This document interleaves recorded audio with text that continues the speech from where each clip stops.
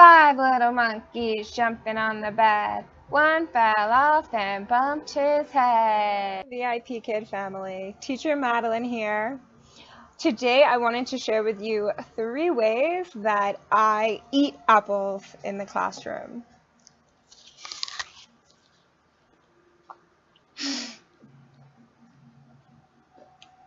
Not literally, of course. I recently watched this video on YouTube. It was a TED Talk by Azul Taranes. He has been a teacher for 24 years. During his time as a teacher, he was obsessed with the question, what makes a good teacher great? He was so obsessed with this question that he interviewed students from all across the country and even abroad from 8 different schools ranging in different backgrounds and income levels. He interviewed a total of 26,000 students. Of the responses that he received to the question, what makes a good teacher great, there was one response that he kept continuously seeing showing up time and time again. This answer was, a great teacher eats apples. So at first, of course, he thought this was kind of a joke, but this response kept coming up again and again, so he really thought about it. If you're interested to know, you can check out his video. I left it in the description box below. But so he does this research, and he's kind of studying these students in these classrooms in different settings, and he comes to find that what he thinks these students mean by eat apples every day is that it's really just symbolic of the relationship that the teacher and the student have, a relationship of trust. So he said, as old Tirana said, I quote, "Kids wanted to see me as someone who was willing to receive a gift from them." Oh, when I first heard this talk, I thought, you know, that's cute, that was a good concept, but it's not like the most profound teaching tip that I've ever received. However, when I took a step back and thought about it, I was really humbled. Because I thought, how do I eat apples in my classroom? In what ways do I symbolize with my students, in which ways do I tell them that we are on a friendly relationship, that they can trust me, that I'm willing to receive a gift from them? I didn't have too many answers to that. So it really is something that I have come to learn from. There are 3 ways I found that I currently like to eat apples in my classroom. However, I'm always looking for new ideas. So one of the main reasons I'm making this video is because I'm curious to see what you guys think. So let me know in the comment section below, how do you eat apples? And yeah, what do you think of my ideas? Are these things you're already doing? Are they helpful? Let's get into it. Number 1, the first thing, I'm sure that all of you have students that like to bring things to class, like their puppets. I'm sure you've all had that student that is just so eager to show you every object on their desk. They show you their textbooks from school, their stuffed animals.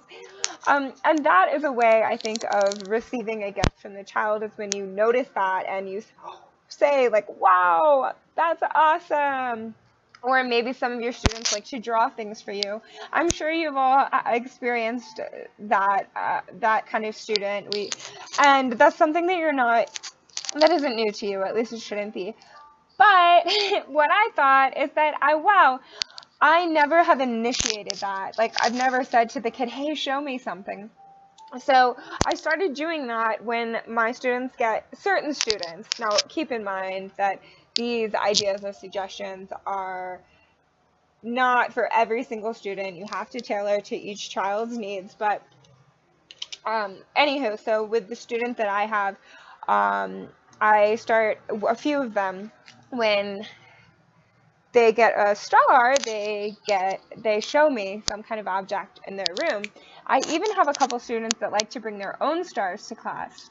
So this led me to the idea of, hey, maybe I can have kids like draw stars on the screen.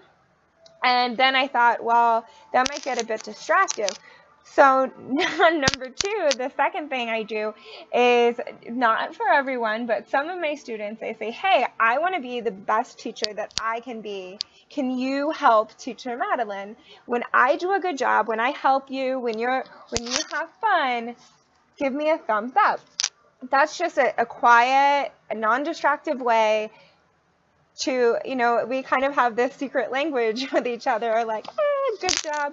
And we encourage each other, and that's a great way to build a relationship, is, I'm giving the kid thumbs up when they're doing good, and they're giving me feedback as well, which is forming more of a two-way kind of relationship. And it's just beautiful. I love it. So the number three, the third thing I do, this is pretty obvious. I'm almost embarrassed to admit that I didn't do this from the start, but it just goes to show you that no matter how good you are, like no matter how much you improve, there's always more that you can do to be a better teacher. This was most humbling for me because in school you were always encouraged, at least I know I was, to share my opinions on things. That's the best way to expand creativity, constructive thinking, but I haven't ever done that. Of course, I've asked my students opinions on, what's your favorite color, those kind of things. But as far as like actually when we read the task at the end of the text, I'll ask, hey, what did you think about that? Did you enjoy that story? I had a student, the first student I tried this with, he read The Tortoise and the Hare. It was the lesson on speed, and at the end you discussed the tortoise and the hare story. And I said, did you like that story? And he said, no, it was boring. He's one of those defiant types. So I said, okay. And I connected with him. I said, yeah, I don't like it either. Bad story. Why don't you like it? This kid blew my mind, like came up with the most creative, imaginative story about, he wanted the story to be about a giant evil bunny, and then when the tortoise beats the evil bunny in the race, the evil bunny will shrink, and it will symbolize his ego. Like, this kid is 8 years old, and he's talking about symbolism. He used the word represent, and here I am in my little bubble thinking, oh, this distracted student, this defiant problem child, like, this kid is brilliant. and I hadn't taken the time to see that in the kid, and that's one great tool to help really get to know your kids better, is to ask their opinions on things beyond the basics of do you like and what do you see. Ask opinions. It has been just changed my classroom environment dramatically. I have consistently been getting 5 Apple feedbacks more and more as I learn and grow. So I wanted to share these things with you guys. Maybe it's something that you're already doing.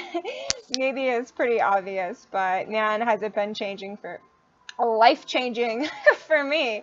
So let me know, what do you guys think? Leave a comment below.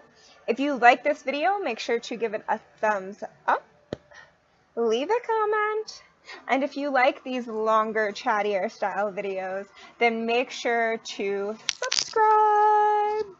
Oh, again, I'll put a link to the video that I was talking about. Oh, it's called What Makes a Good Teacher Great. It's in the description box below. He does mention some other ideas, the other responses he received in that survey, and he gives suggestions about how to be a better teacher. So check that out and let me know what you guys think. I personally found like 1 or 2 things to be useful. I don't know, I didn't really get a whole lot out of it, but that's just my opinion. Maybe there's something there I wasn't seeing. So let me know, and have a wonderful VIPKID kind of day. Toodaloo. Mama called the doctor, and the doctor said, no more monkeys jumping on the bed.